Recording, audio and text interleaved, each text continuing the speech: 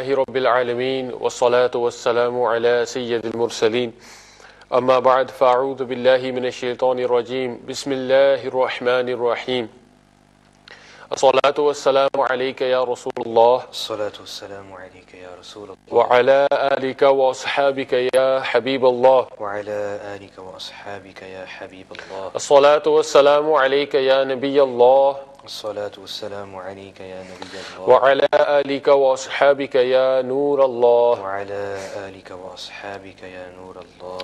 My dear Islamic brothers and viewers of Madani channel, we welcome you once again to our weekly live silsila, Loving the Beloved. Alhamdulillah, this is that silsila in which we talk about the blessed life of the Prophet sallallahu ta'ala alayhi wa alihi wasallam, and we try to learn from it and take some inspiration from it as well. And as you know, we have a few different segments in this silsila. We had a break for a few weeks. Of course, all of us, and I'm sure many of you at home as well, were enjoying the blessed first 12 nights of Rabi'ul Nur Sharif, the blessed month in which the Prophet sallallahu alaihi wasallam was born. We were celebrating, we were remembering, and we were filling our hearts with even more love of the best of creation. Alhamdulillah, we're back now, and inshallah this silsila that we have on a Friday evening at 9 o'clock, from this week, inshallah, we will be with you on your screens every Friday evening from 9 till 11. Today we've got a slightly shorter silsila than usual, but from next week, inshallah, 2 hours every Friday evening, we'll share together, and in those 2 hours we'll try to learn more about the life of the one who we follow, the one whom we are inspired by his life, and inshallah we'll increase our love for him as well. In today's silsila, alhamdulillah, we have Muballigh Dawat Islami with us. We're going to have a discussion in today's silsila, and given that it is the blessed month of Milad, the month in which we talk about the birth of the Prophet sallallahu alaihi wasallam, the first segment where we talk about one segment of the part or section of the seerah of the Prophet sallallahu alaihi wasallam, Mubin Bhai, what are we going to talk about today? Bismillahir Rahmanir Rahim.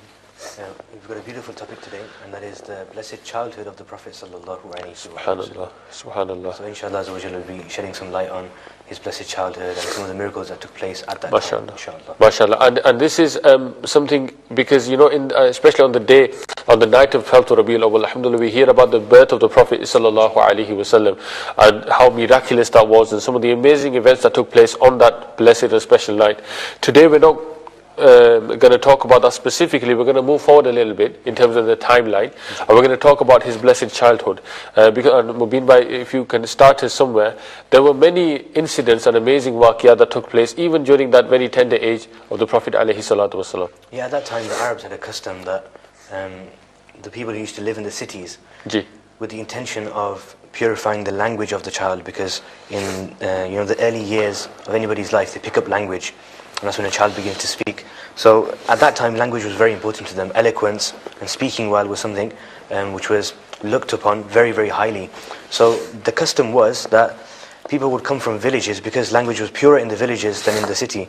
Even today in the city what happens is that people come from different areas, different countries even sometimes, and languages mixed together, and slang. And the Arabs were very proud of the language. They were, and sometimes slang can form in cities and things like that. And because the people of the villages, the people who used to live on the outskirts of the cities, their language was considered to be the purest. Even the city dwellers would give their children for fostership to those people who used to live in the villages or on the outskirts of the city, so that their children could spend those first couple of years under the care of those villagers, and therefore when they would begin to speak, they would begin to speak with the most eloquent of language. So what used to happen was that they used to come and they used to select which child they wanted to take back with them, and it says that this used to happen twice a year, once in the spring and once in the autumn. And our beloved Prophet ﷺ was born in the spring. The word for spring is Rabi' in the Arabic language, and as we know, Rabi'ul Awwal, the first spring, and Rabi'ul Akhir. So the Prophet ﷺ was born in the month of Rabi'ul Awwal. It was the time of spring, and because of his blessed birth, the entire world came into blossom. So in the month of spring, what happened was that all of these families, couples came from the villages to come and collect a child to take back with them. So they say that they came together from a particular tribe. I'm not going to say the name of the tribe, because we've got a question for the for the viewers today. So they came from a particular tribe, and there was quite a large number of them. When they reached the city of Makkah al-Mukarramah, they inquired as to how many children had been born in the city since the time they had come previously. And when they came and they asked, they found that many children had been born. And one by one, they went to visit those children, and one by one, the families or the couples that had come from the village, they selected which child they wanted to take back with them. Now, the Prophet ﷺ, because his father had passed away even before he was born, the Prophet ﷺ was an orphan child. So when the people came and they inquired about him ﷺ, and they inquired about his mother and his father and his family, what used to happen is, because they were hopeful of receiving a wage in exchange for looking after the child, they thought that because the Prophet ﷺ's blessed father had passed away, that if we were to take this particular child, then we might not get as high of a wage as if we take a child whose father is still alive, who will give us more money. Purely from a financial point of view, profit, return, etc. Yeah, exactly, because this was one of the main ways that they would earn money. So when they saw the situation, it says that the Prophet ﷺ wasn't taken by any of them. And Sayyidatuna Halima Sa'adiyya radiyallahu anha, she came, and she came with her husband, whose name was Sayyidina Harith. And when they came, they saw that the Prophet ﷺ was there. And it says that Sayyidah Halima radiyallahu anha and her husband, they were going through a very difficult time, because there was a drought in the village that they came from. They had very, very few goats, and they had come along with a goat and a she-camel. And it says that that goat and that she-camel were the slowest from all of the tribe that had come. This is on the journey to? On the journey to Makkah al-Mukarramah. So on the journey, their she-goat was the slowest, their she-camel was the slowest, and it had no milk in it whatsoever. And even it states that Sayyidah Halima radiyallahu anha, she herself had no milk inside her, even though she had just had a baby boy whose name was Abdullah. And it says that that baby boy Abdullah used to cry all night in hunger. And the poor mother, she had no milk in herself and no milk in any of her animals to give to that child. So in a difficult situation, to summarize, when they came on the journey to Makkah al-Mukarramah, in terms of the animal, children, her own health. And you mentioned Sayyidah Halima radiallahu ta'ala anha came from a particular tribe. And for the viewers of Madani channel, the question for you guys today is, what is the name of the tribe that Sayyidah Halima radiallahu ta'ala anha, who was to become the foster mother of the Prophet alayhi salatu wasalam, what tribe was she from? What tribe did she come from? If you think you know the answer, or you can find out the answer, then please send us a message on the number that's going to appear on your screens, the usual Madani channel UK WhatsApp number. Send us a text message, send us a WhatsApp, or you can send us a voice note as well if you want to take part in today's discussion. Question again, what was the name of the tribe that Sayyidah Halima radiallahu ta'ala anha, what tribe she came from? So Sayyidah Halima radiallahu anha, she comes, and she's the last one from all of these mothers, or all of these couples that have come to select children to take back with them. So she's the last one. So when she comes in, she finds that most of the children have already been taken. And she learns that there is still one child who hasn't been taken. So she goes to the home of Sayyidah Amina radiallahu anha, the blessed mother of the Prophet sallallahu alaihi wasallam, and she learns that this blessed child, the Prophet sallallahu alaihi wasallam, has not been taken by anybody yet. And they're told about the family situation, and it says that the Prophet ﷺ was given to Sayyidah Halima radiallahu anha, so she could try to give him milk to see if he would attach to her, and then Sayyidah Amina radiallahu anha would let her child go with her. And it says that despite the fact that before this, because of the difficult situation they were going through, because of the lack of food in their own area, the poverty that they were suffering, because of that she had no milk inside herself, because she wasn't taking in enough nutrition, enough nutrients for that milk to be produced inside her. But it says that a miracle that took place is that as soon as she held the Prophet ﷺ and brought him close to her chest, milk started to flow. Subhanallah. And it says that then she fed the Prophet ﷺ, and at that time the Prophet ﷺ drank from one side and he left the other side. And he left the other side for his foster brother, Abdullah. And then his foster brother, who hadn't, who had very, very little nutrition and had been crying all night because of hunger, he then drank from the other side. And it says that Sayyidah Halima radiallahu anha, she stayed there for 3 nights. And in those 3 nights, she experienced such blessings because of the beloved Prophet ﷺ, that those animals that she had brought with her, even they started to give milk. Subhanallah. And her husband said to her that, oh Halima, it seems like we have taken a blessed child. Subhanallah. Subhanallah. And that was the beginning of the blessings, which they would then see when they took him back to the beginning of the journey as well. And also here, Mubin Bhai and Views on Madani channel, two things we see here. Number one, of course, the Prophet ﷺ bringing barakah and blessing everywhere he ﷺ went. The other thing as well, though, the point you mentioned there is a really important one, was the fact that Prophet ﷺ effectively took his share of the milk and left the rest. So we see this idea, Mubin Bhai, of fairness, of caring for others and justice and all of these kind of things. You know, our Imam, our leader, Imam Ahl Sunnat Ala Hazrat radiyallahu anhu, he's so incredible. He even sends salam on this adab of the Prophet sallallahu alaihi wasallam of drinking only from one half of his foster mother's milk. He says, "Bhaiyon ke liye tarke pistan kare, doodh peeton ki nisfat pe lakhon salam." He says that the Prophet alayhi salam would leave one half of the milk for his foster brother. And he says that doodh peeton ki nisfat pe lakhon salam, that millions of salutations, thousands of salutations be upon that distribution, that halving of the Prophet ﷺ whilst he was drinking milk. Even at that time, he is, equality and justice and fairness, subhanallah, even at that infancy. Beautiful tender age, and in that infancy, and then we say that the life of the Prophet ﷺ is such an amazing example for us. Even at that beautiful tender age, the Prophet ﷺ, through his actions, not yet through his beautiful words, through his actions, is demonstrating that Islam is a religion of fairness, taking your own part or your own share and leaving the rest for others. And these are the teachings that the Prophet ﷺ came with, that you love for your brother what you love for yourself. And this is one of those things which has been mentioned as being one of those things which helps us to complete our iman, to perfect our iman. And to the extent that the Prophet ﷺ said, if somebody has a need for something, and this is the thing, sometimes we find it easy to sacrifice or to give things that we have no need of. But when we need something ourselves, then it becomes very, very difficult for us to give that. Now, the Prophet ﷺ, when he was drinking that milk, it could well be that he wanted to drink more milk.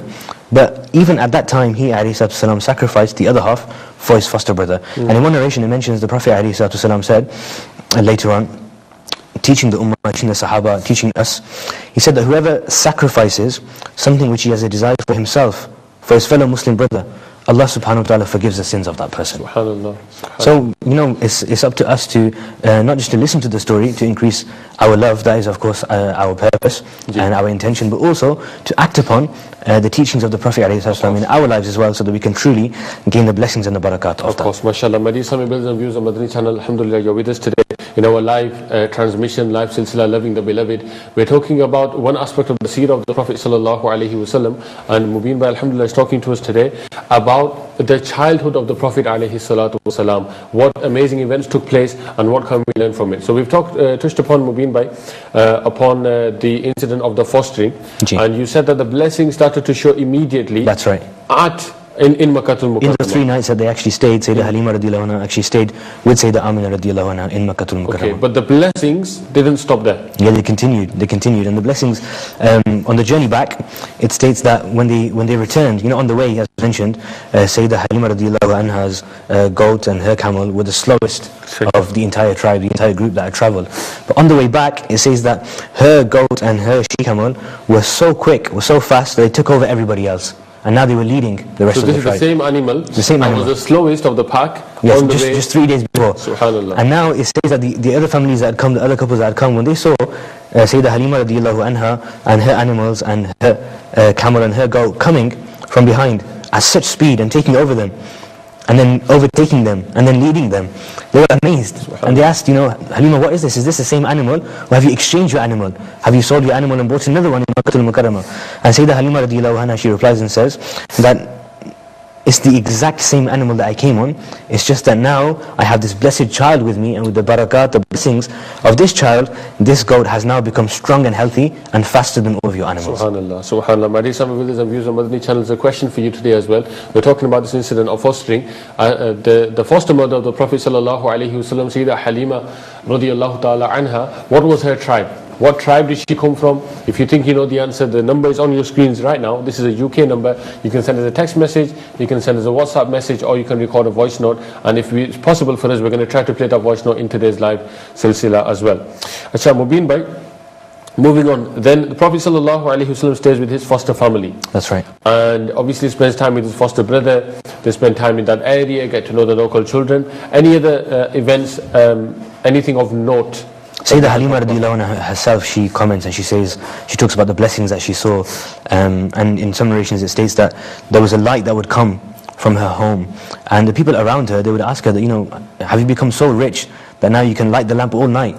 Because obviously in those days they didn't have electricity, so light lamps using oil, and on limited periods, obviously because of the expense of lighting the lamp. Yeah, as much as they could afford, and they would only light the lamp for a certain amount of time at night, and then when they would go to sleep, they would put out the light. But if somebody had a lamp on all night, that was an indication this person had now wealth and more resources. And has enough money and enough oil to light that lamp all night. So the people who lived around her, they asked her, we've seen for some days that the light is shining from your home all night.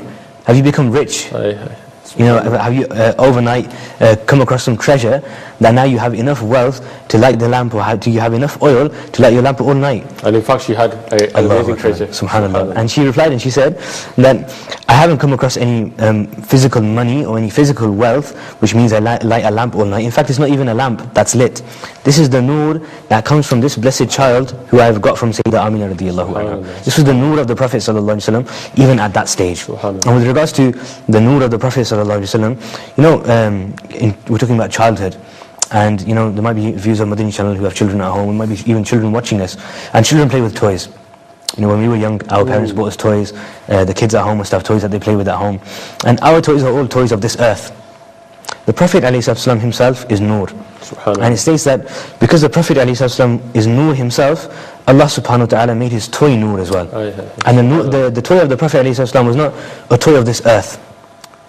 The toy of the Prophet ﷺ was not a toy of this earth, but rather a toy that we find in the skies. And what is that toy? Sayyidina Abbas radiallahu anhu, he states that after he accepted Islam, he came to the Prophet ﷺ and he said that one of the reasons why I accepted Islam was when you were young, in your childhood, in your infancy, I saw that when you would be in your cradle, you would move your blessed finger and the moon would move in whichever direction you moved your blessed finger. And he says, when I saw that, this was one of the things that when you proclaimed prophethood, I remembered about you, and I knew that you must be a true prophet of Allah subhanahu wa ta'ala. And he says that this was the toy of the Prophet sallallahu alaihi wasallam in his cradle. And the connection of the Prophet sallallahu alaihi wasallam with the moon, because children, one of the famous miracles was the splitting of the moon that we talk about, and that obviously happened much later after the announcement of prophethood. Yet the connection that the Prophet sallallahu alaihi wasallam had with the moon, and the moon effectively being a khadim of the Prophet sallallahu alaihi wasallam, it wasn't after I'lan Nabuwwat. This was happening when the Prophet sallallahu alaihi wasallam was in his blessed cradle. Bishak, subhanallah. And the light of the moon actually comes from the light of the Prophet sallallahu alaihi wasallam. Subhanallah. And Mubin bhai comes to mind again. It's very true, isn't it? Whichever way you turn, you find a kalam of Sayyidi Ala Hazrat Imam Ahl Sunnah. Very famous share. I'd like for you to share with us, and then give us the explanation and the ishq behind this share. Subhanallah. Ala Hazrat radiallahu anhu, he indicates towards this narration of Sayyidina Abbas radiallahu anhu, and he says, Chand juk jata jidhar ungli uthate mahd mein, kya hi chalta tha isharon par khilona noor. He says that the blessed moon, the moon would move, and it would bow down according to the indication of the blessed finger of the Prophet sallallahu alaihi wasallam, and this was the toy of light, khilona noor ka. Khilona means a toy. So he says that kya hi chalta tha isharon par khilona noor ka. How amazing is it that toy of light would move according to the signals of the Prophet sallallahu alaihi wasallam. And in fact, I was just saying that the noor of the moon comes from the noor of the Prophet sallallahu alaihi wasallam. So the moon is also a lover of the Prophet sallallahu alaihi wasallam. And the moon is also an ashiq Rasul, because the moon knows that if I have light, it is due to the sadaqah of the Prophet sallallahu alaihi wasallam. And Allah Hazrat radiallahu anhu, he also says in the same Qasida Noor that ye jo mahr ma pe itlaq aata noor ka bhik tere naam ki hai isti'ara noor ka. That when we call the light, the sun and the moon light, we use the name light for the sun and the moon. He says, "Bhi ke tere naam ki hai isti'ara nur ka." That, Ya Rasulullah, we can only call the sun and the moon light because they have begged and borrowed this light from you. Allahu Akbar. So this is why the moon is a follower and a servant of the Prophet ﷺ. And when Sayyidina Abbas said this to the Prophet ﷺ, another incredible thing is that if somebody was to tell me, for example, my parents were to tell me, or my uncles or aunties were to tell me about an incident that happened in my childhood, when you were 2 or 3 years old, this is what you did. And sometimes that happens when you're succeeding in family, and sometimes parents embarrass us with these stories. Absolutely. Yeah, but often they are embarrassing stories. They are sometimes. And when we're reminded of these stories, we can't remember them. Why? Because our memory doesn't go that far back. We can't remember those things that happened when we were children. But look at the beloved Prophet ﷺ, look at his knowledge, and look at the incredible memory that Allah subhanahu wa ta'ala blessed him with. Now when Sayyidina Abbas radiallahu anhu is telling him about this, that I accepted Islam, one of the reasons why I accepted Islam was because of this miracle that I saw in your childhood of the moon moving according to the signals of your fingers. He says that the Prophet ﷺ replied to him and said to him that, "Oh my uncle, at that time, whenever I would feel sad, the moon would come to me and the moon would talk to me. The moon would console me, the moon would calm me down if I was ever upset." So the Prophet ﷺ himself remembered that time and then related more information about it to Sayyidina Abbas radiallahu anhu. So the Prophet ﷺ was aware of those things and remembered those things even later on in life, which is a miracle in itself. And you could say in the words of an ashik that this was the qismat of the moon, that it was used as a toy by the Prophet sallallahu alaihi wasallam. My dear Islamic brothers and viewers of Madani channel, alhamdulillah, Silsila is loving the beloved, and we are talking about the beloved sallallahu alaihi wasallam, his blessed life, and in particular today about his childhood. And the question that we've got for you guys today is, what was the name of the tribe that Sayyidah Halima radiallahu ta'ala anha, the tribe that she came from? If you know the name, the numbers on your screens, you can see the number, inshallah, the same UK number that we've been using previously as well. Send us a WhatsApp, send us a text message, or send us a comment regarding the silsila today as well. Mubin, further regarding the childhood, the Prophet sallallahu alaihi wasallam made some journeys as well. There was obviously the famous journey towards Syria, where that event took place.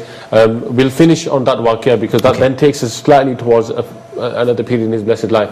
Before that took place, anything else that you want to... Yeah, before that, Sayyidah Halima radiallahu anha, again, she says that when the Prophet ﷺ came back with her to her tribe, she says that she found that the crops of the entire tribe, of that entire village, began to grow quicker and were more, the harvest was more fruitful than ever before. Not just of her own crops, but the crops of the entire tribe. And they say that the animals which used to graze before used to graze for longer, and they used to graze on more, and they would provide more milk and then more food for the people of that tribe as well. So they saw blessings in the crops and the animals which were possessed by that tribe as well. And again, Sayyidi Al-Hazrat radiallahu anhu, in his beautiful salam, he says, "Zar'i shadab wa har zar'i purshir se barakate razaat pe lakhon salam." He says that those crops and those fields blossoming and producing more harvest, and every single udder of every animal becoming full with milk. And he says, "Barakati razaat bilakum salam," thousands and millions of salutations be upon the blessings of that period of fostership.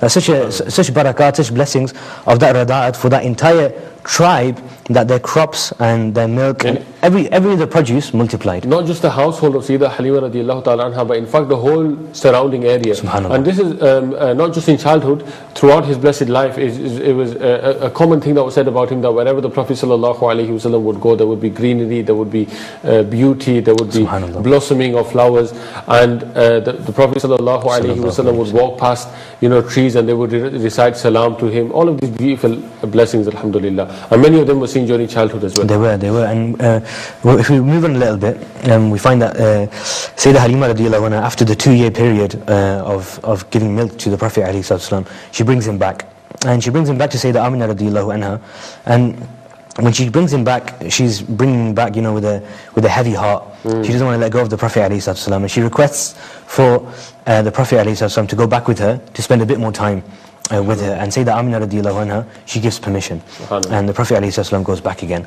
Now, if we take it forward slightly, the Prophet ﷺ, his blessed mother, passes away, when, according to some narrations, when the Prophet ﷺ was only 6 years old. 6 years old. So he's already lost his father, and now he loses his blessed mother. So you can imagine a child at that age what he has to go through, to lose his mother. And later on, the Prophet ﷺ visits the grave of his mother in later seerah. And in some narrations it even mentions that the Prophet ﷺ, his parents were believers anyway, they believed in the religion of Ibrahim ﷺ, but to make them his ummatis, to bring them into his nation, the Prophet ﷺ, one of the miracles that Allah subhanahu wa ta'ala gave him was that he revived his parents from their graves and he made them read the kalima, and then they were also included as part of his ummah as well. Because our beloved Prophet ﷺ was given all of the miracles that every other Prophet was given. All of the previous prophets. And the famous miracle of Sayyidina Isa ﷺ is mentioned in the Quran, that أُحْيِي الْمَوْتَ بِإِذْنِ اللَّهِ. Sayyidina Isa ﷺ says in the words of the Quran that I revive the dead by the permission of Allah subhanahu wa ta'ala. So that was a miracle that was given to Isa ﷺ, but also it was given to a greater extent to our beloved Prophet sallallahu alaihi wasallam. So that was the event of the blessed mother of the Prophet ﷺ passing away. Like you said, according to some narrations, Sida Amina radiallahu ta'ala passed away when the Prophet sallallahu alaihi wasallam was only 6 years old. According to some narrations, very young age. Very young age. To lose one parent, let alone to have lost both parents by that age, and then to be in Arabia, very inhospitable environment in certain respects. We know the zamana, the time of Jahaliyyah, the circumstances were not easy for a normal person, never mind somebody without the shadow of his parents over him. So to say that the Prophet sallallahu alaihi wasallam had to overcome difficulties and challenges is an understatement. Yeah, that's right, and that wasn't the end of the challenges as well, because when the Prophet ﷺ's blessed mother passed away, then he came under the care of his grandfather, Sayyidina Abdul Muttalib radiyallahu anhu. And Sayyidina Abdul Muttalib radiyallahu anhu, he was one of the leaders of the Quraysh, and he looked after the Prophet ﷺ. So now he's gone from not ever having even seen his blessed father passing away before he was even born, and then losing his blessed mother at a very, very tender age. And it says that at the age of only 8 years old, he then loses his grandfather as well. So the shadow of his grandfather was also lifted from him. At this stage now he goes into the care of his uncle, Abu Talib, who's the father of Sayyidina Ali radiallahu anhu. Now, even at this time, we find so many other miracles happening. When Abu Talib takes care of the Prophet ﷺ and takes guardianship, it says that one day, what happened was that in Quraysh, in Makkatul Mukarramah, there was a drought, and that drought had been happening for quite a long time, and there was no rain. The skies were completely clear, not a cloud to be seen. And it says that one of the elders of the nation came to the people and said, you have amongst you the offspring, the descendants of Sayyidina Ibrahim ﷺ amongst you. And at that time, even though the majority of people were worshipping idols, they still had a high regard for Sayyidina Ibrahim ﷺ, because he was the founder of the city of Makkah. And in the Quran Pak in Surah Al-Baqarah, we read the story of how Sayyidina Ibrahim ﷺ, he built the Kaaba, and after building the Kaaba, he made dua for that area and for the people of that area and for that city to become populated. That city was populated due to the blessings of Sayyidina Ibrahim ﷺ, and even today we see the Maqam Ibrahim by the Kaaba, showing the blessed footprints of Sayyidina Ibrahim ﷺ. So they knew that amongst the residents of Makkah, there were some descendants of Sayyidina Ibrahim ﷺ present amongst them. So this elder, he gave the suggestion that why don't you go to these people, go to this particular family who is from the lineage of Sayyidina Ibrahim ﷺ, and ask them to make dua. When they make dua to Allah subhanahu wa ta'ala, because they are from the progeny of the Khalil of Allah, the close friend of Allah, Sayyidina Ibrahim ﷺ, then Allah Almighty will bless us with rain. So they went to Abu Talib, and they said to him that please make dua and come out and make dua in front of all of the people so that we can have rain. So what does he do? He comes out, but when he comes out, he takes with him his nephew, our beloved Prophet sallallahu alaihi wasallam, with him. And the beloved Prophet alayhi wasallam is approximately 10 or 12 at this age, at this time. And the Prophet alayhi wasallam comes out with him. And it says that when he's requested to make dua, Abu Talib just signals towards the Prophet sallallahu alaihi wasallam. And the Prophet alayhi wasallam, his face shining with light, subhanallah, nur coming from the blessed face of the Prophet sallallahu alaihi wasallam. It states that he just signals towards the sky with his blessed finger. And as soon as he signals towards a sky which has no clouds in it, a sky that is completely clear, as soon as the blessed finger of the Prophet ﷺ lifts to the sky becomes filled with dark clouds, and it begins to rain. And it begins to rain so much that the people fill their containers, the people have enough water to water their crops, the people have enough water to give to their animals, and everybody's happy, everyone's rejoicing. And you can imagine a desert environment where they've had no rain for weeks or maybe even months, that finally it's raining. You know, the joy that they would have gone through. And it says that Abu Talib, at this point, he wrote some ash'ar, he wrote some na'at of the Prophet ﷺ, describing the beauty of the Prophet ﷺ and describing this miracle. He says, وَأَبْيَضُ يُسْتَسْقَى الْغَمَامُ بِوَجْهِهِ ثَمَالُ الْيَتَامَ إِسْمَةٌ لِلْأَرَامِلِ. He says, the one with a beautiful white and shining face, a resplendent face, by means of whose blessed face rain is sought. By his wasila, by his blessings, by the wasila of his blessed face, rain is sought from Allah subhanahu wa ta'ala, who is the protector of the orphans and the guardian of the widows. SubhanAllah. And it says that later on, when there's that famous waqiyah of the beloved Prophet ﷺ raising his blessed hands in Medina Sharif this time. Many years later, with the Sahaba, the Prophet ﷺ raises his hands, and with the blessings of those hands raising and the dua of the Prophet ﷺ, rain comes down after a period of drought. It says that Sayyidina Abdullah bin Umar radiallahu anhu, this is mentioned in Sahih al-Bukhari, he says that I used to look at the blessed face of the Prophet sallallahu alaihi wasallam, and when I used to see these miracles happening, he says that ذَكَرْتُ قَوْلَ الشَّاعِرِ. He says, I remember the statement of the poet. And he reads the shi'r, he reads this couplet of Abu Talib, that وَأَبْيَضُ يُسْتَقَى الْغَمَامُ بِوَجْهِهِ ثِمَالُ الْيَتَامَ إِسْمَةٌ لِلْأَرَامِلِ. That blessed white face, that blessed beautiful and nurani, resplendent face, by whose wasila, by means of which rain is sought from Allah subhanahu wa ta'ala, who is the protector of the orphans and the guardian of the widows. Sayyidina Abdullah bin Umar radiallahu anhu, he says that I see the Prophet ﷺ and I recite this shi'r whilst looking at his blessed face. And he says that the pleasure that he finds at that time cannot be matched by anything else. And then in that same hadith he mentions that this is the same qasidah, this is the same shi'r, the same couplet of poetry that was written by Abu Talib in the childhood of the Prophet sallallahu alaihi wasallam. Subhanallah. Amazing, mashallah, events and amazing miracles that were taking place during the childhood, the blessed childhood of the Prophet sallallahu ta'ala alaihi wasallam. And before we move on, for the viewers on Madani channel, there's a question that appears on your screen. And that question for you today is, what was the tribe, what was the name of the tribe that Sayyidah Halima radiallahu ta'ala anha came from? The foster mother of the Prophet alayhi salatu wasalam, a very famous personality in the history of Islam. If you know her tribe, then please text us, WhatsApp us or messages with your answer, and inshallah we'll reveal the answer to that question at the end of today's silsila. Mubin, but before we move on to our next segment, just add one final waqiyah. When the Prophet sallallahu alayhi wasallam traveled towards, it was on a trade a trade journey, yeah, that's right, because a trade journey, but an amazing event took place there as well. So the Prophet ﷺ in his childhood is now under the care of Abu Talib, his uncle. And Abu Talib was a famous tradesman. He used to take goods from Makkah Sharif and go to Syria and go to Yemen. And Makkah was part of a trade route at that time as well. So there were many people amongst the people of Makkah at that time whose main source of income was trade, and Abu Talib was one of them. So it says that he went on a trade journey, and what they used to do was they used to take their youngsters with them, the children with them, so they could learn the method of trading whilst they were growing up. So this time he takes the Prophet ﷺ with him, and they're on a journey to Syria. And it states that he takes the Prophet ﷺ with him, and at this time the Prophet ﷺ is approximately 12 years of age.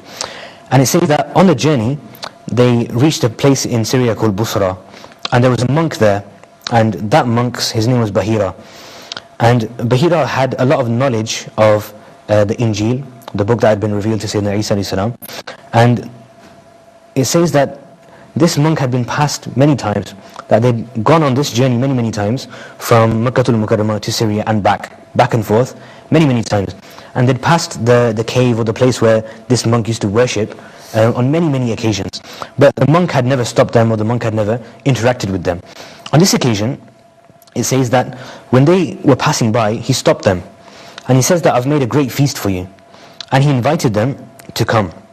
And it states that the reason why he did this was when he saw them coming, he saw that there was a cloud, even though the sky was clear, there was a special cloud which was overshadowing the Prophet ﷺ and protecting him from the heat of the Arabian sun. Wow. And actually in the time of the fostership, Sayyidah Halima radiallahu anha, it states that once she used to not allow the Prophet ﷺ to go out because she used to be worried about him, and she used to take a lot of care over him.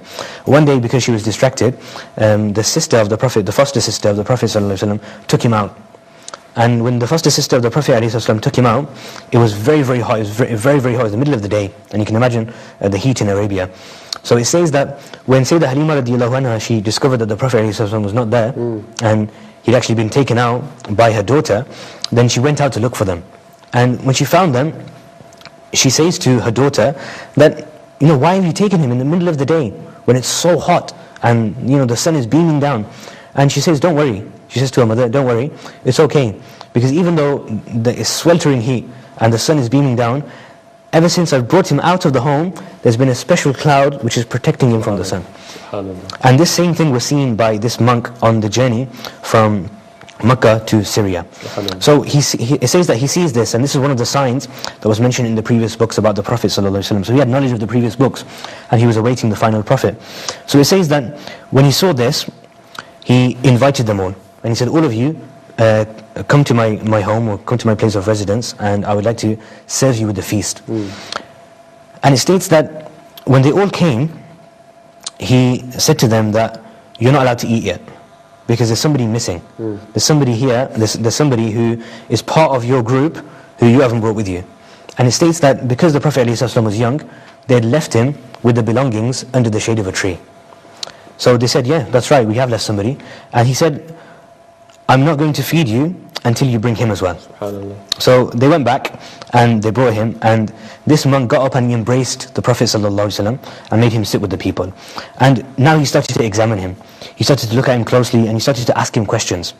It says that when the people had finished eating, he got up and he asked the Prophet ﷺ some questions. And he said to him, because he had heard the people who were part of that group who had come with the Prophet ﷺ from Mecca mentioning the names of Lat and Uzza, who were two idols that used to be worshipped in Mecca. And because he had heard the name of these idols being mentioned by those people, he asked a question. The question he asked was that, oh young boy, I ask you by Lat and Uzza to answer my questions. Now, when he said this, and the reason why he said it was because he heard those names being mentioned by the people in that group. The Prophet ﷺ at this young age is saying to him, do not ask me Lat and Uzza, because I swear by Allah, nothing is more hateful to me than these two.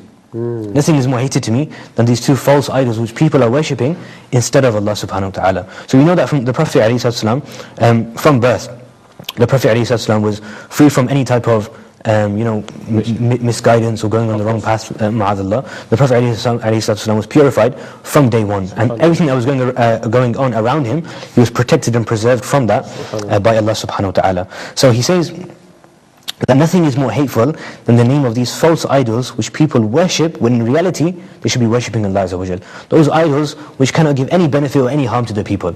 So then Bahira, the monk, he says to him, okay, so now I ask you, by Allah subhanahu wa ta'ala, answer the following questions.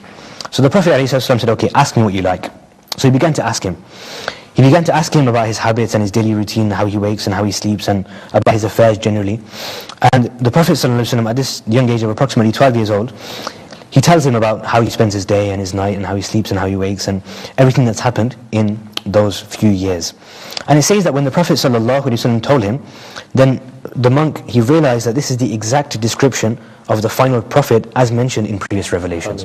And he says then, for confirmation, he looked at the blessed back of the Prophet ﷺ, and he saw the seal of prophethood. And when he sees the seal of prophethood between the shoulders of the Prophet ﷺ, he knows without a doubt that this is the final Prophet that they had been awaiting. And when he's finished with this questioning, he goes to the uncle of the Prophet ﷺ, Abu Talib, and he asks him, who is this boy to you? What relation do you have? Because it's not possible for you to be his father, because it's narrated about the final Prophet that when he comes, that his father will pass away before he is even born. So he says that it's not possible for you to be his father. So who are you? Abu Talib replies and says, I'm his uncle, he's my brother's son. And then he asks him what happened to his father, and he confirms that his father passed away before he was even born. And now Bahira was even more convinced that this is the final Prophet. So now he gives advice to Abu Talib about taking care of the Prophet ﷺ and realizing his importance, realizing his greatness, and realizing how Allah subhanahu wa ta'ala had sent him to take the entire world out of darkness into light, the darkness of ignorance into the light of guidance. And he says to him that take your nephew back with you to your own land, to your own city, and guard him carefully against the non-Muslims. Guard him carefully against his enemies. Because by Allah, if they see him and they realize what I have realized about him, then they will try to harm him. And there's a great future that lies before this nephew of yours, so take him home quickly. And it says that at that point, Abu Talib, immediately, out of fear for the Prophet ﷺ, he took the Prophet ﷺ back to Makkah al-Mukarramah from Syria after finishing the trading. So the Prophet ﷺ now comes back and then he continues. This was the time when the character of the Prophet ﷺ started to become apparent amongst the people, and he gained the title of Al-Amin and As-Sadiq, the trustworthy one, the truthful one. And then we learn about how he gained such expertise in trading that he himself then went on a few trading journeys, and how those trading journeys then led to his blessed marriage with his first wife, Sayyidah Khadija radiyallahu ta'ala anha, which I think we'll discuss in another silsila, inshallah. SubhanAllah. And you mentioned this beautiful incident of the cloud covering the Prophet sallallahu alaihi wasallam. Again, this is seen in other parts of the seerah as well. Alhamdulillah, beautiful discussion there, my dear Islamic brothers and viewers of Madani channel. We're talking about the childhood of the Prophet sallallahu alaihi wasallam, and what we've seen, alhamdulillah, today is a brief discussion. You could say just a very short oversight, an overlook over the childhood of the Prophet sallallahu alaihi wasallam. But what comes shining out to us is that whatever the Prophet alaihi salatu wasallam went, he brought happiness, he brought light, he brought brightness. And this was a theme of the seerah of the Prophet sallallahu alaihi wasallam. I want to include at this point some of the messages we've been receiving from you guys, from our viewers of Madani channel, alhamdulillah. One brother has sent us in the answer to the question. Question is on your screens. What was the name of the tribe of Sayyidah Halima radiyallahu ta'ala anha? We've had Bint Abdul Ghafoor from Manchester, mashallah, sending us the answer as well. We're going to announce the answer at the end of the silsila, inshallah. So any other viewers on Madani channel can text in as well. Waqar has also texted in with the answer. Another brother, Waqar Ahmad Attari, has texted in with the answer on the WhatsApp number as well. And lots of brothers have given the correct answer. Brothers giving messages regarding the silsila, sending us some voice notes as well. We're going to move forward. The silsila time we have is shorter than usual today. We normally have a 2-hour time slot for today, for Loving the Beloved. Today we've only got 1 hour. And before we finish, we want to include our next segment. And our next segment is Hadith of the Week. What we try to do here is take one blessed and beautiful narration of the Prophet sallallahu alaihi wasallam, and our scholars, alhamdulillah, give us the meaning that the muhaddithin, the scholars of hadith, have written about this hadith and what we can learn. Mubin bhai, what have you picked for us today to learn? Today is a beautiful hadith regarding, because we're in the blessed month of the Mawlid of the Prophet ﷺ, in which we try to get closer to him and increase our attachment to him, and increase our love for him sallallahu alaihi wasallam. It's a hadith regarding love for the Prophet sallallahu alaihi wasallam, and it's a very famous account, a famous story which is mentioned in Sahih Bukhari, that once a Sahabi came to the Prophet sallallahu alaihi wasallam and asked, "Mata as-sa'a?" When is the day of judgment? And the Prophet alaihi wasallam, look at his wisdom, and the Prophet ﷺ didn't answer the question directly by telling him when the day of judgment was, even though the Prophet ﷺ has been given the knowledge of the first and the last by Allah subhanahu wa ta'ala. But the beloved Prophet ﷺ, in Arabic eloquence, they call this uslubul hakim. Uslubul hakim means the style of the wise. So it's the style of the wise that when somebody asks a question, then sometimes the question that they've asked is not as beneficial for them as another question which they should have asked. And this is found in the Quran Pak as well. Sometimes the Sahaba Kiram used to ask questions to the Prophet ﷺ, and the answer that used to come wasn't in accordance with the question. It was as if Allah subhanahu wa ta'ala was saying that, okay, it's a good question, but there's a better question that you should have been asking. Here's the answer to that question. And there's many examples of this, like when they asked about the crescent moon. The Sahaba asked, and it's narrated in the Holy Quran, Surah Al-Baqarah, يَسْأَلُونَكَ عَنِ الْأَهِلَّةِ. They ask you about the crescent moon. Why does the moon start off in this shape, the crescent shape, and then it increases in size, and then it goes to a full moon in the middle of the month, and then it starts to decrease in size again, and then again the cycle starts from the next month. Why is this? What's the scientific reason behind this? Or how is the light reflected, etc. What's the reason behind this? This was the question they asked. But the answer that Allah Azza wa Jal gave was قُلْ هِيَ مَوَاقِيتُ لِلنَّاسِ وَالْحَجِّ. That tell them that these are signs of time for the people and for Hajj.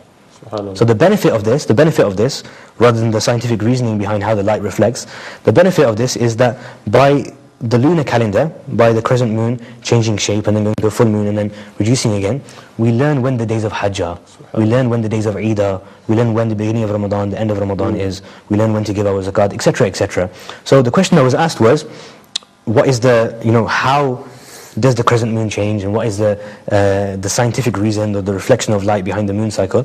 But Allah subhanahu wa ta'ala is as if Allah Almighty is saying to them that a question that you should have asked was not regarding the scientific movement of the moon or the light reflecting of the moon, but you should have asked about the benefits in religion for the changing of the moon. Similarly, the Prophet ﷺ, he was... the question was asked, when is the day of judgment? When is the day of judgment? And Mubin Bhai, is something common as well. You'll often, in gatherings of youngsters will be signs of the day of judgment. Signs of the day of when is it judgment. going to be? It's very close. Such and such a thing has happened. It's something that troubles people or something people inquire about. Yeah, and the scholars say that the Prophet ﷺ, he could have declared when the day of judgment was. If he could have said, for example, to that Sahabi, the day of judgment is in 3,000 years' time, then how would that have benefited that Sahabi?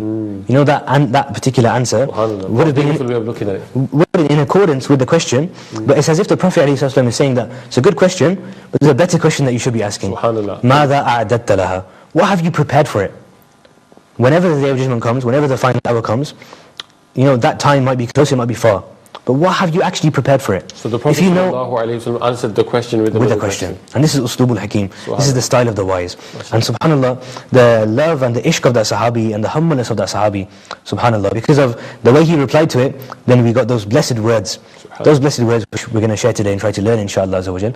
He replied to the Prophet ﷺ and he said that, Ya Rasulullah sallallahu alayhi wa sallam, I don't have many acts of worship other than the fard, other than that which is obligatory upon me, other than the fara'id, the obligatory acts of worship. I don't have any extra nawafil in terms of prayer, or extra charity that I've given, or extra fasting that I do, other than what is already fard upon me. But I do have one thing, and that one thing I have is that I love Allah Almighty and His Messenger sallallahu alaihi wasallam. Subhanallah. That was his answer.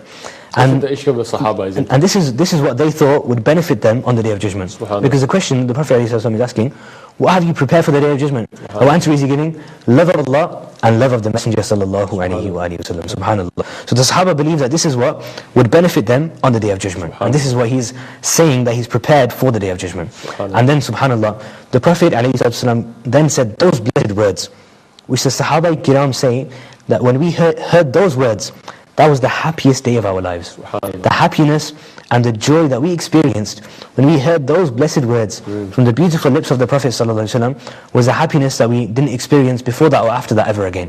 What were those words? Subhanallah. The Prophet ﷺ said, Al-mar'u ma'a man ahab. Al-mar'u ma'a man ahab. Al-mar'u ma'a man ahab. A person will be with the one who he loves. Subhanallah. Subhanallah. And the Sahaba say that, that was a time of Eid for them. Because they knew that these were people who sacrificed everything they had at the feet of the Prophet ﷺ. Their love was such that they loved him more than their parents, more than their mothers, their fathers, their wealth, their children. In Sayyidina Ali radiallahu anhu, he says that we used to love the Prophet ﷺ even more than a cold glass of water on a thirsty day in the heat of the Arabian sun. That's how much we used to love. We used to love the Prophet ﷺ more than that. And the lives of the Sahaba Mubin Bhai demonstrated how much they loved for him. The very famous waqiyat of Sayyidina Siddiq Akbar radiallahu ta'ala, him and his son in the battlefield. The waqiyat of Hazrat Usman Ghani radiallahu ta'ala, who sacrificed so much wealth at the feet of the Prophet sallallahu alaihi wasallam. The bravery of Sayyidina Ali karamallahu ta'ala wajhul kareem. All of these Sahaba, stars in their own right, and how they sacrificed themselves, humbled themselves in front of the Prophet. How they used to dive to catch the blessed saliva of the Prophet ﷺ and rub it on themselves. Subhanallah. Saying to somebody that may my mother and my father be sacrificed upon you. Subhanallah. How much, the whole silsila we could talk about, just that one statement that the Sahaba used to start their conversation. And it wasn't just a statement, for them this was a reality. They believed it. They were prepared to sacrifice everything they had at his blessed feet, and they proved that time and time again. So you can imagine that with this love in their hearts, when they hear Al-mar'u ma'a man ahab, a person is with the one who he loves, and this love for the Prophet ﷺ is in their hearts, overflowing in their hearts, the happiness that they feel when they know that on the Day of Judgment they will be with the Prophet ﷺ. And while you were talking Mubin Bhai, I was just thinking that in the context of other narrations, quite a short narration, question, answer. But how much we learn from that whole, incredible. Simply a few words. What you mentioned at the start was sometimes a question might not be beneficial, and therefore the Prophet ﷺ gave another question. In that we learn so much. And the importance of the question is what we have prepared for the Day of Judgment. And then in the answer of that companion who said that my preparation is that I have love for Allah and His beloved Rasul. So we learn from the people of the best generation that for the Day of Judgment, for that day when we shall be tested, what preparation, what did they consider a very weighty action? Love for Allah and His Rasul. Subhanallah. Subhanallah. Incredible. And just to reflect upon ourselves and the way we're living our lives, we need to ask ourselves this question. The same question that the Prophet ﷺ asked that Sahabi. What have we prepared for the Day of Judgment? When we look into our book of deeds, the way we've spent our life, is there any action that we've done solely for the pleasure of Allah subhanahu wa ta'ala? Do we truly have love for Allah Almighty? Do we truly have love for the Prophet sallallahu alaihi wasallam in such a way that the orders of Allah subhanahu wa ta'ala, the sunnahs of the Prophet ﷺ, they come first in our lives, our own desires come next? Do we have this type of love? Do we have this love where when we hear that something is a sunnah of the Prophet sallallahu alaihi wasallam, we immediately act upon it in the same way the Sahaba did? This is something that we need to reflect upon. Absolutely. And if we are successful in this, then inshallah we will gain His company on the Day of Judgment. Inshallah. Beautiful Madani pearls there from Mubin Bhai for our viewers of Madani channel. Alhamdulillah, you've been with us in this silsila, Loving the Beloved, in which we've been talking about two things today: the childhood of the Prophet sallallahu alaihi wasallam, and then also this beautiful hadith Pak Mubin Bhai, which was Al-Mar'u ma'a man ahab, a person will be with the one he loves. With the one he loves. And let's to come to a conclusion of our silsila, because we only have 2 or 3 minutes left, that the Prophet sallallahu alaihi wasallam said that a person will be with the ones he loves. The question for us today is how much of our time do we spend thinking about the Prophet sallallahu alaihi wasallam, his companions, those people who we will want to be with on the Day of Judgment, on the Day of Resurrection, on the day when our actions shall be weighed and the final test will happen for us. Who do we want to be with on that day? And if we want to be close to the Prophet sallallahu alaihi wasallam, spend our lives loving him, following him, and reading durood upon him. Very famous hadith Pak. Prophet sallallahu alaihi wasallam said that the closest, nearest to me on the Day of Judgment will be the one who has recited the most durood upon me. Subhanallah. And reciting durood sharif gives benefit in our lives, in this life, in the grave, and in the hereafter as well. So inshallah, try to keep all of those things in mind. The question we posed to all of you today was, what was the name of the tribe that the foster mother of the Prophet sallallahu alaihi wasallam, Sayyidah Halima radiallahu ta'ala anha, what tribe did she come from? And the answer, Mubin Bhai? The answer is the tribe of Banu Sa'ad. And this is why she's called Halima Sa'adiyya. Subhanallah. So we say Sa'adiyya. Sa'adiyya with an ain. Sa'adiyya because she was linked to the tribe of, she was from the tribe of Banu Sa'ad. So there was a clue in the kind of hint in the question. MashaAllah. Easy question for you today. Like I said to you, my viewers on Madani channel, we had a break for a few weeks because of the live transmissions for Rabi Noor Sharif for Milad. Inshallah, we're going to be with you every Friday evening, starting from today. Next Friday, inshallah, we'll be live 9 p.m. in the evening until 11 p.m. We'll have our Naat Khan brother with us next week as well. Next week, we're going to include the segment where we pick one kalam of Sidi Ala Hazrat and try to give some understanding and explanation behind it as well. So we hope until then that you remain well. Allah Ta'ala keep us all free from difficulties and illnesses as well. Inshallah, next week we'll be here with you again with some new topics. And until then, give us ijazat. Assalamu alaikum. May Allah Ta'ala bless us all. Ameen. Bijahin Nabil Ameen. Sallallahu alayhi wa sallam. Sallu ala al-Habib.